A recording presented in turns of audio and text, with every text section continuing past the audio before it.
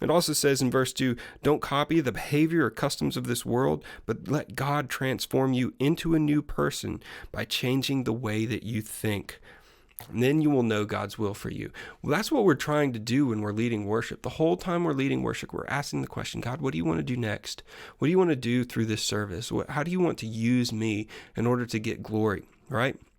And so as that is happening and as you're asking that, he's going to be renewing and transforming your mind. And you can say no to the way of this world because you know what? That stage fright that you feel is because you've seen so many people be famous, right? You've got your favorite celebrities, whether it be Taylor Swift or I don't care who else, any band or whatever. Like there's so many celebrities out there and we hate it. We hate it. We hate to watch, but we can't look away when they fail and they do something wrong, right? There's hundreds of thousands of millions and millions and millions of views on videos and on YouTube of famous people failing, whether it is they fall off the stage during the solo or they mess up their guitar or whatever. It doesn't matter. We're kind of drawn to look at failure and to see it over and over and over again.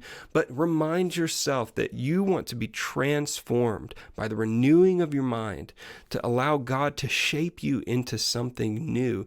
And I'm pretty confident that what's happening at your youth group on a Wednesday night or a Sunday night or whenever you meet is likely not being filmed. It's not going to end up on Worship Leader Fails or something like that.